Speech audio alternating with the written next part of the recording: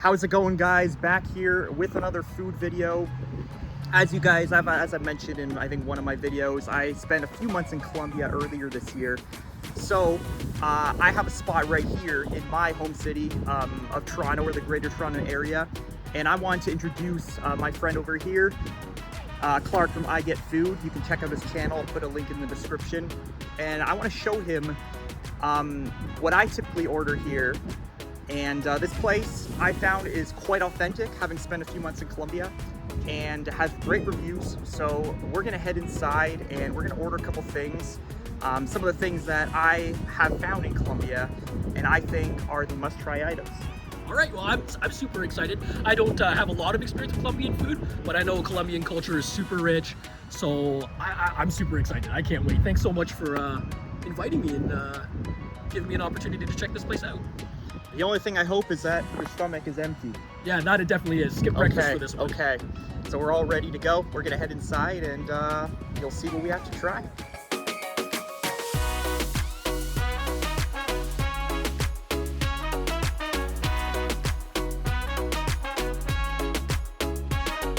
All right, so we just placed our order.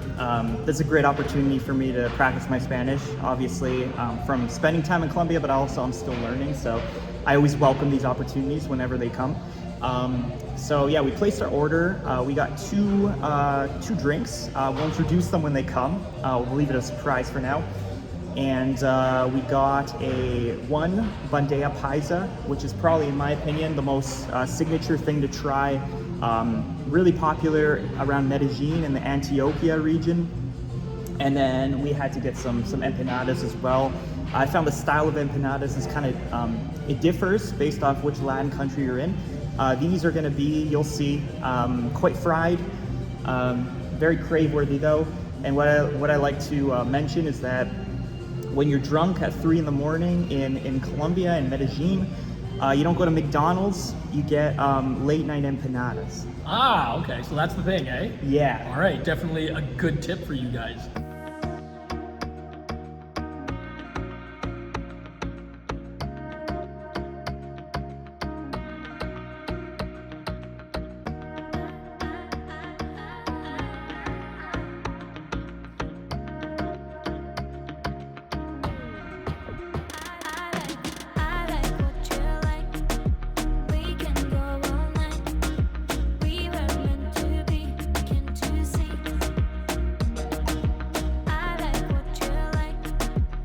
All right, so first step, we gotta try the drinks. I've already tried them, of course, but I'm gonna let Clark try it here. So the first thing we got is a pony malta.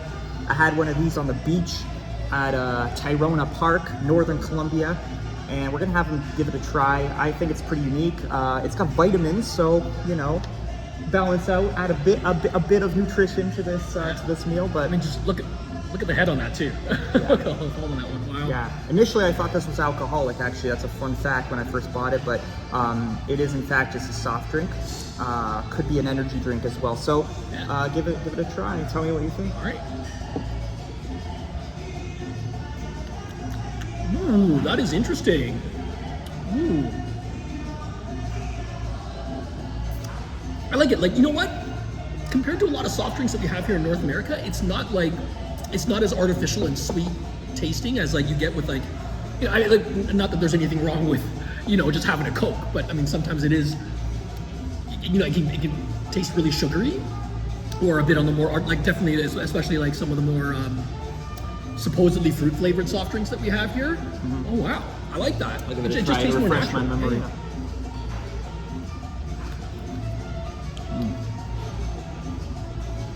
It also has almost like a malt flavor to it, like a malted flavor to it. Yeah. I think that's what it is. It's that's what it's called, pony malta. Right. Ah, okay, so yeah, that makes sense. Yeah, no, I like it a lot. Wow. I'm trying to think like what the actual flavor is. So you're saying malt? Kind of, yeah. I guess like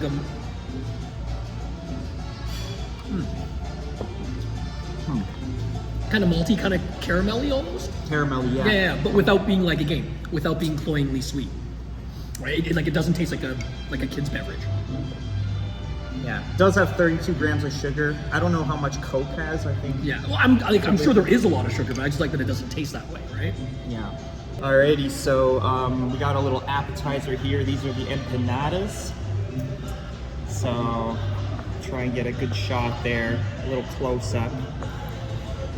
So like last time, Clark will take a first taste, and we do got 3 different sauces to choose from here. I have my personal favorite, but we'll let Clark test each one out and make his own opinion here. Yeah, but for sure. Yeah, we'll give it a try, right? yeah, show him what's inside. All right. Ooh. Hopefully the mic's picking that up because it's got that nice crisp sound to it. You can see that it's like flaking off. Oh, look at all that. Look at that filling in there. All right. All right, you know what? This is a beef empanada. Yeah. Yeah. That looks awesome. All right, I gotta take a bite.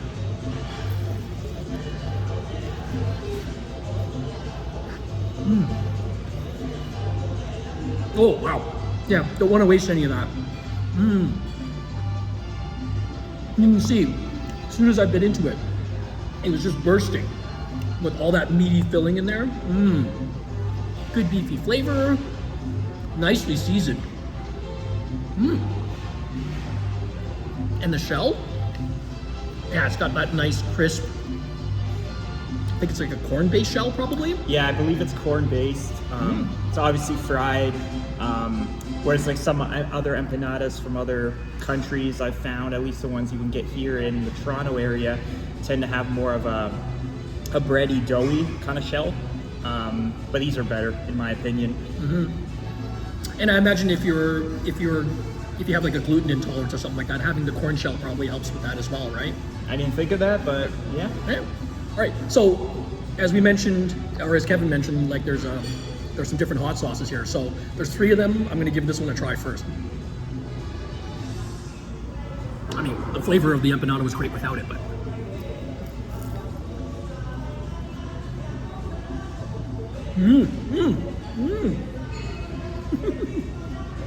Yeah. As I was saying, yeah, I mean, like, thank you so much for turning me onto the empanada. Flavor was great on its own, but when you've got the sauce on there, it does add a little bit of that creaminess. That one was kind of a tangy one. Think of it as a more flavorful Big Mac sauce, almost. Yeah, any heat in there? Or? Not a whole lot. Not a whole lot on that one. So let's see what else we got here. This one looks like salsa verde. Yes. I was gonna say the green. It must be some sort of verde. All right, let's try this one. Oh, okay. So that one packed a little bit more heat.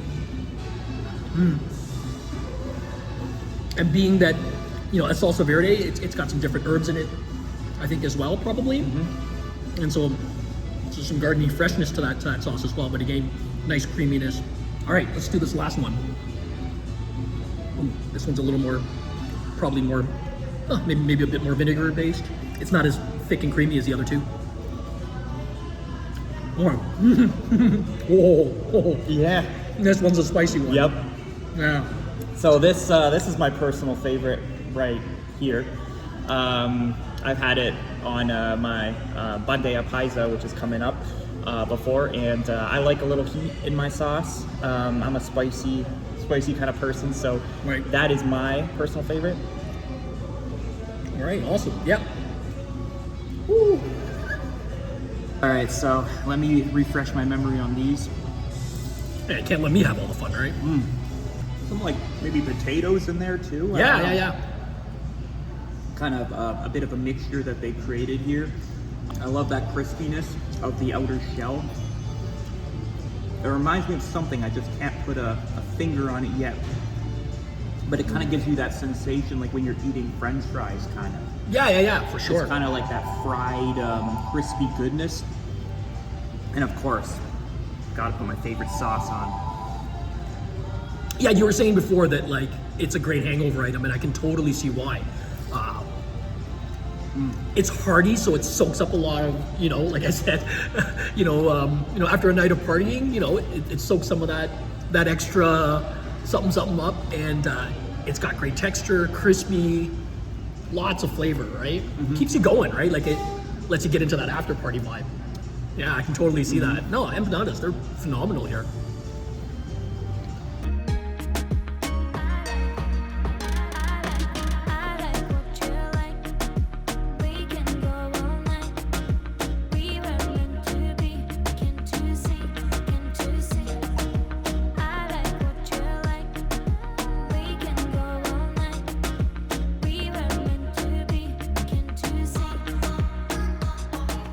Alright, so we got our bandeja paisa here. Look at that thing.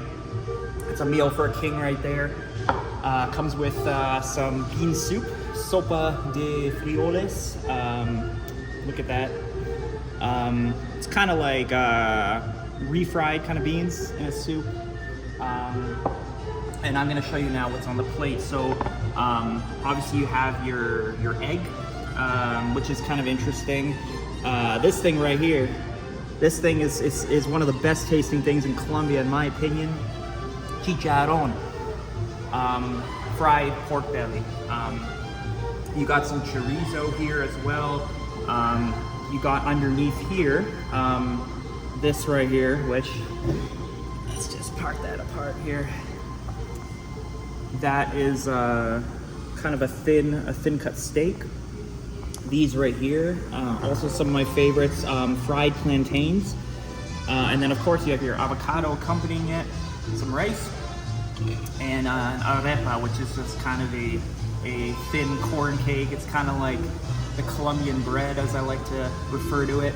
And I'm gonna let Clark have his first taste of this. I've had this here a number of times. It's always my go-to personally. So yeah. All right, Clark. Oh man, this looks absolutely awesome, you guys. Oh man, I wish you guys were here as well, because the scent of the aroma of all those different proteins and all those different items on there. Oh man. Boy, I'm so glad I brought my appetite. All right, where do I start? Let's you know what, why don't we start with some of that fried plantain? Ooh, you can see that it's nice and deeply fried there, all that caramelization going on.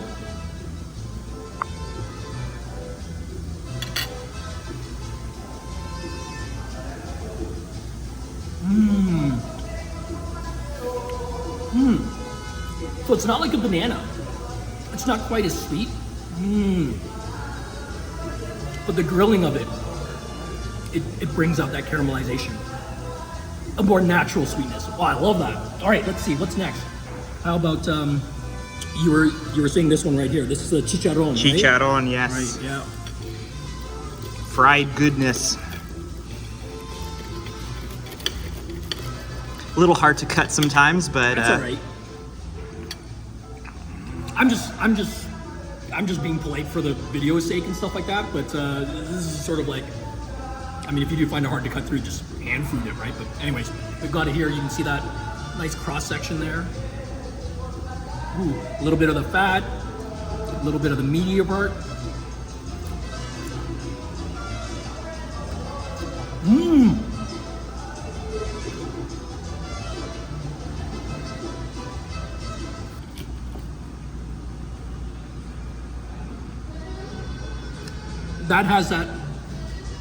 That has that porky goodness, good pork flavor coming out of there. It's a little juicy where the fatty section is. The meatier part, salty, in a good way, really enhances that pork flavor. And then you get the crunchiness from that skin. That's really what it's about. That's the part that probably speaks to me the most, the crunchy part. Right there, you can see the skin there. That's the ticket right there for me. Like nice and crunchy. The texture part of it really speaks to me. Whole flavor explosion in your mouth. You get a little bit of everything with the chicharrón. I can see why, Kevin, man, I can see why you really like this part and why this is an item that's super, super popular, in Colombia. And like I imagine throughout a lot of Latin America really likes a dish like this. In one of the neighborhoods I was staying in Medellin, they actually have a place there where you can get a giant chicharrón. I never got a chance to try it, but apparently it's like, it's ginormous. It's kind of like here where they have, I think, where you can get a giant pizza. Right. So okay. it's kind of, it's a very crave-worthy item, and yeah, definitely a must-try. And for good reason, right? It's just, like I said, right? It's got a little bit of everything. It's got your crunch, it's got your flavor. Oh, really nice and hearty too. That was amazing, but you don't want to let me have all the fun, right, Kevin? You gotta get in on this. Yeah, my stomach's been patiently waiting. Yeah, fried plantains is something that I don't see often around here in Toronto or Canada.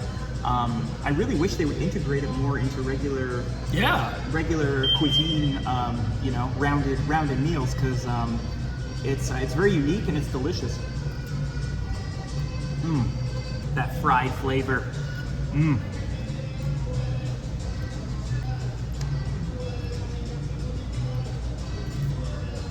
They made it extra crispy today.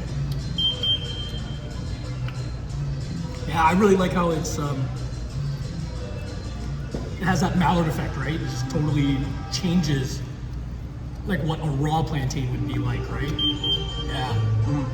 Like I like foods that are naturally sweet, but yeah, I mean, like, yeah, again, it was Halloween recently. Maybe I'm just too hopped up on like the fake sugar, but yeah, it's nice to get something like that plantain. All right. Yeah. What else are you gonna have? So let's have some chicharron. Again, tricky to cut, but Just grab it and bite it. we're gonna just. Yeah, just think we need like a chip, like a potato chip. That's it. Don't be shy. I tend to not like too much fat on my meat. What I like about chicharron, you just have a thin layer of fat kind of along the end. The rest is just crispy and just delicious, fatty. Well, fatty in the sense that you know, you taste the fat, but you don't like have the fat in your mouth. Right. Like a lot of the greasier part of it is rendered away, leaving behind just the flavor of it.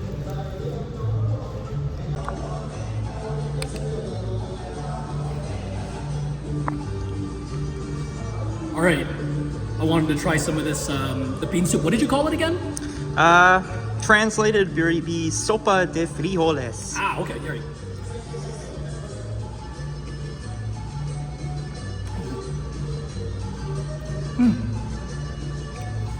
It certainly has that bean flavor. Nice and hearty, I like it, but the flavor's deep and rich. You can tell that they've been cooking the beans in this soup or in this stew for a good long while, just again bringing out all those flavors, you know, having the seasonings, you know, penetrate all the way through.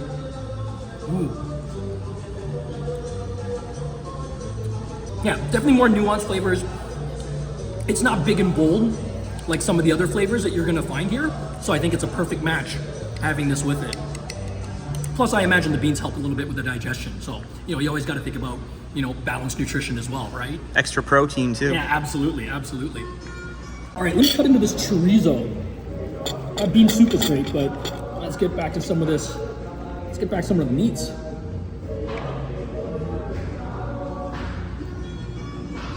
So again, you can see all that packed into the sausage casing there. What I love about sausages and chorizos is just, yeah, how they're able to pack all those ingredients in there.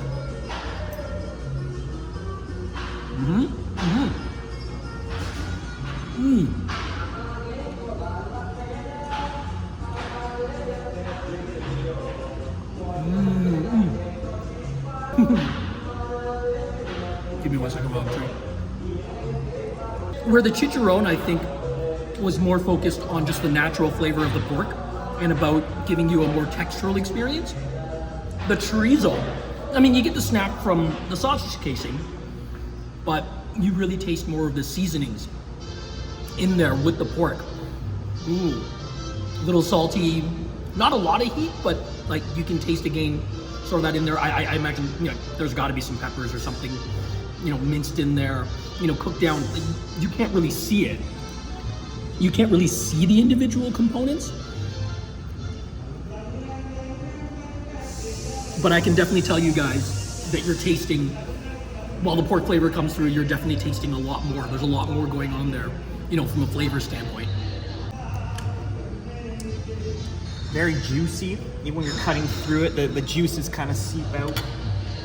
And yeah, what I like about chorizo, and I guess Portuguese would call it chorizo without the Z and a C. It's a very there's a lot that goes into the sausage. It's a far cry from a hot dog like we do here in North America. You get a lot of the flavors and some spice in there because I believe there's some hot pepper. You can see it kind of there. So I'm going to take a bite. I would even put this on a hot dog bun. If you want to Americanize this, you can take it, throw it on a hot dog bun. Maybe put on some platanos maduros, some fried plantain. You can turn it into a Colombian themed hot dog. Yeah, some great fusion ideas right there, right? All right, this steak's been staring me in the face, so I think I need to grab a cut of it. Right? And oh, the flavors are they've just been so bold and packed with so much flavor. I think I'm gonna take a piece of this arepa. All right, share. I'll be kind. Cut into the arepa as well.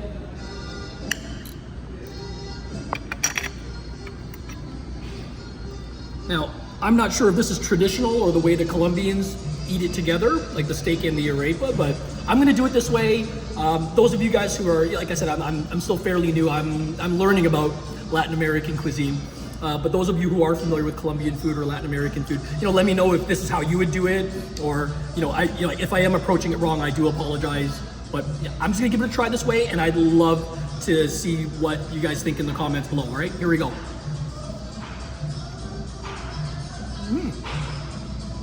Good beefy flavor. Like everything else, it is well seasoned, but again, I think what's nice about it is it's seasoned in a way that you just taste the natural flavors of the beef as well. And the arepa, it's neutral, but it gives some of that hominess to it. I mean, I've kind of made a bit of a sandwich out of it, but it's nice to have it with the arepa.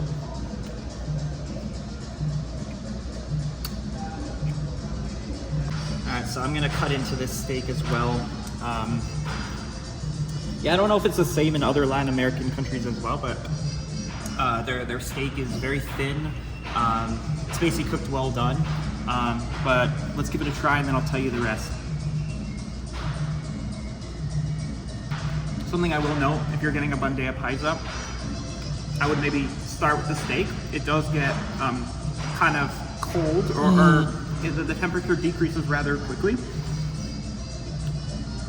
But I think it's in the seasonings, in the way they grill it, where you actually get a pretty unique flavor there. And of course, the arepa. I'll give it a try, but I'll give it a try bare.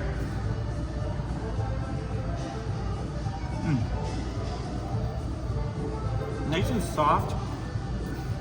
The variation, when you're getting a Colombian meal and they give you an arepa on the side, the level of variation between how the arepa is presented to you is quite big. Sometimes you'll get a nice soft arepa like this. Sometimes it's borderline stale level of crispy. I prefer it like this. It's easy to eat and it tastes fresh. Why not? Let's get some sauce on it as well for how little we have left. That. Best sauce ever right here. I was gonna say, I mean, like, I like the natural flavors of the meat, but that's probably where the sauces could come in too, right? Like if you do, after you've had like a bite of each protein kind of on its own, but you wanna then add some variation of flavors. Yeah, I think the sauces could come in pretty good. What do you think? Yeah, and we haven't got to the rice, but I like to put the sauces on the rice because the rice is just plain rice and it can spice things up a little bit and yeah, make it more delicious.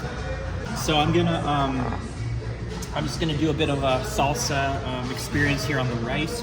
So start with my favorite, I'm not gonna be shy. I'm just gonna go right in here. Absolutely. You know, I got beverages here to save me if the spice becomes too much.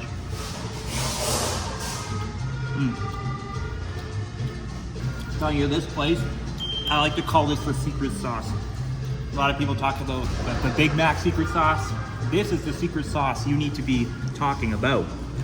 I'm telling you, processed Latin food in Mississauga, Ontario, Canada. I don't know what you have in that sauce, but if you come here, you gotta try this sauce. So we're gonna break the egg right now. Ooh, look at that. That gooey yolk.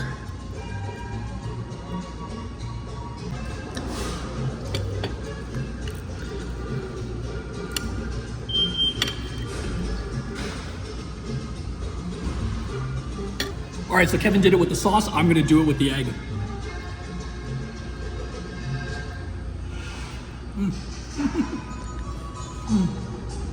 Got some of it on my lips. Definitely was a runny egg.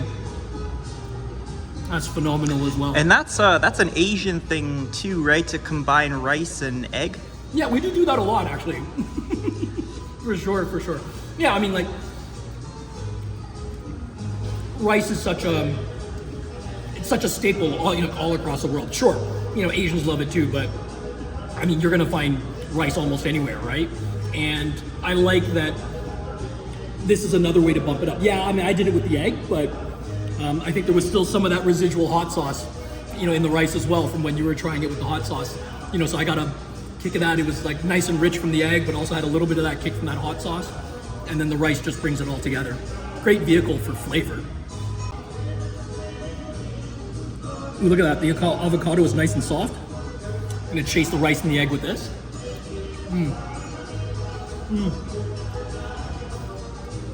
And Kevin, wow, you were saying this off camera, but I think you're absolutely right. The great thing about and I hope I'm saying this right, bandeja paisa, right? Come close, maybe? Anyway. Somewhat. Yeah, you guys can let me know in the comments again. But being able to like bounce back and forth, so you're getting like the bold flavors of all those different proteins, but then you're getting the nice freshness from the avocado, the richness and yolkiness of that egg. You've got the rice, the arepa. In one dish, you're getting lots of flavor, lots of texture, lots of experiences. You can go back and forth, in terms of the combinations and, like chase different things, after bite. So almost like the experience is new with each time you dig into the dish. Yeah, that's a lot of fun. All right, so it's time to crack open this bad boy, our second drink that we ordered here. This is a Colombiana. This is my personal favorite. If there's one kind of soft drink I were to order, you can see from the outside you don't really know what's in there, right? You don't really know what to expect, what kind of taste you're gonna get. But you'll get a sense when we pour it in the glass. So let's pop this open, and I'll pour it for the both of us. So let's show you how it.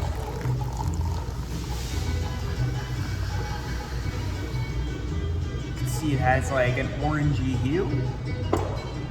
Let's get some there.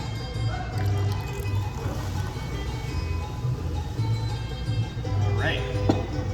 So, let's cheers to this, and I'll let Clark judge it.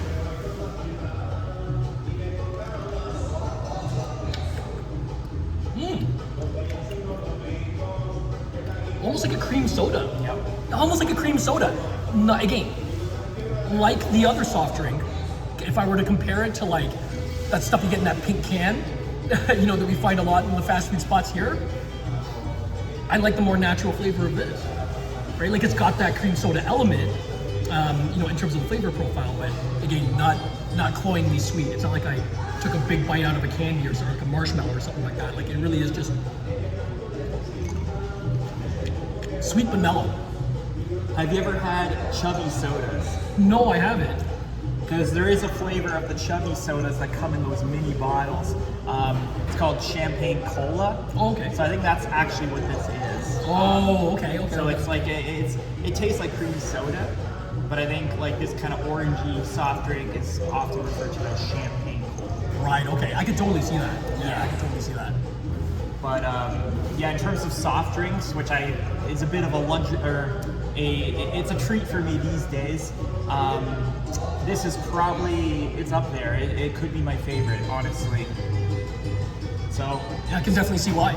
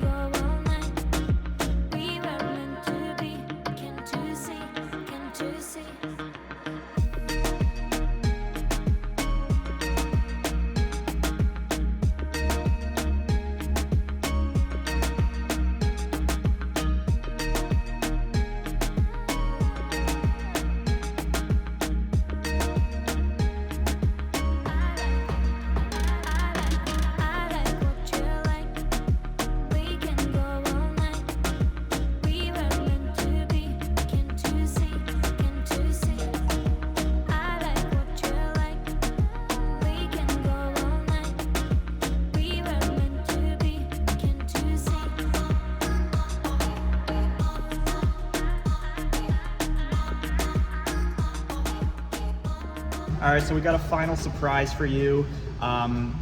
The workers here are gracious enough to bring us a complimentary item, so we're gonna introduce it right now. So we got some dessert for you here.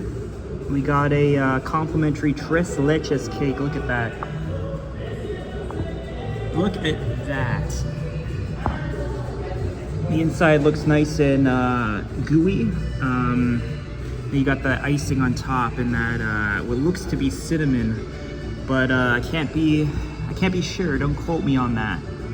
So, time to bite into this thing.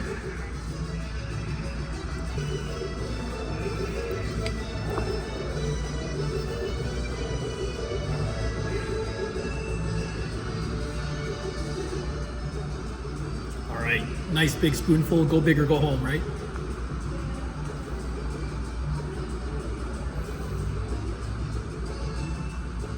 Heavenly.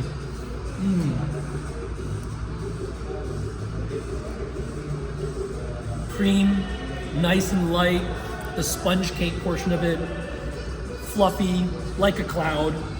And then you get like that nice, like, there's a bit of that sauce down there. Nice, rich and creamy. Again, like everything else, it's not super sharp and punchy flavors. This is more mellow, bold, deep though.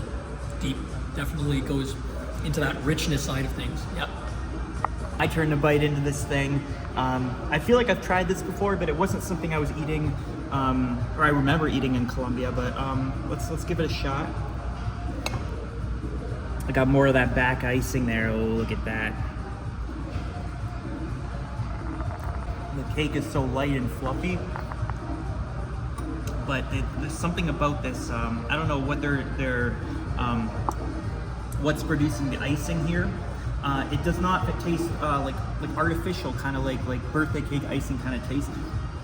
It's more of a very light kind of whippy kind of icing, like almost like definitely some whipped cream in there, perhaps. And let's take another bite here. Got a bit of that. It's not too far off from kind of a tiramisu kind of experience, because you have kind of that what I think is cinnamon kind of coming together, and kind of that kind of creamy sort of soft sort of dessert experience. I could probably clear this myself, to be honest, as much as I've eaten.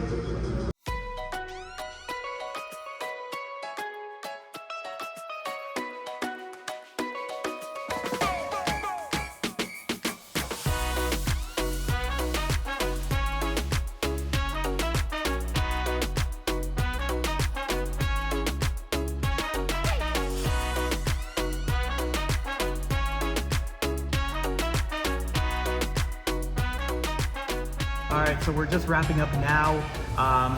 What did you think, Clark? Oh, wow.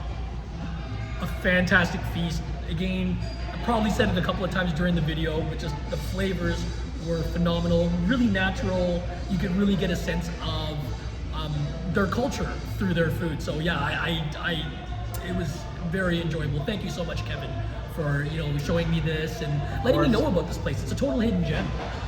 Yeah, and it's really close to, obviously it's very close to me, and it totally is a hidden gem. You have to literally, you can't even see from the street. You have to kind of go deep into a business plaza over here.